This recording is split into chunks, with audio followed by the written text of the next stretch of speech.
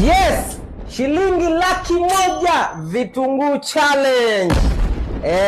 Mshindi wa kwanza atajishindia shilingi 100,000 na hawa ndio washiriki wa vitunguu challenge. Vigezo na masharti kuzingatiwa. Kigezo namba 1, muda wa kukata vitunguu ni dakika 2 tu, ukate vitunguu 5. Lakini kipindi unakata vitunguu hivyo hakikisha hautoi machozi, na ikitokea umetoa machozi hakikisha hauyagusi macho yako. Dakika ni 2. Na sasa tunasoma muda wetu unasema tunaanza saa 8 na dakika 10, na dakika 12 tutakuwa tumemaliza mchezo. Shika kisu, shika kitunguu. Saa 8 na dakika 10, start. Vitunguu challenge shilingi 100,000. Na kukumbusha tu, na wewe ukitaka kushiriki challenge hii, komenti pale nataka kushiriki. Na unamwambia nani ashinde muda huu. Kipindi tangazo shindano linaendelea. Bado tuko saa 8 na dakika 10. Hapa tuna Sweet Baby, hapa tuna Rose, hapa tuna Dark King. Let's go now.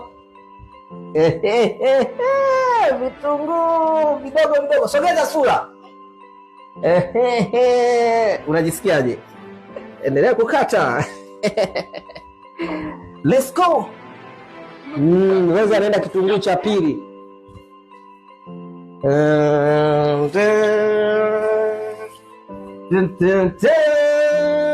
Sogeza sura kwenye bakuli.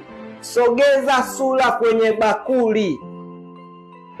Sogeza Daking, sogeza sura kwenye bakuli. Usikaze macho.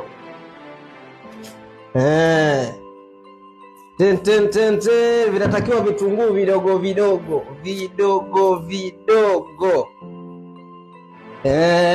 Juliet yuko kitunguu cha pili. Mimi mwenyewe nalia. Bas, nimekwisha. Kuna nini? Wewe usikwepeshe macho utafeli. Loza anatoa machozi hapa. Bas, nimekwisha. Kuna nini? Kata. Yaani hamwezi kuamini mpaka mimi nimekezea challenge nataka kutoa machozi. Je, wanaokata vitunguu wana hali gani? Stop! Time is over. Shusha kisu chini, shusha kitunguu chini.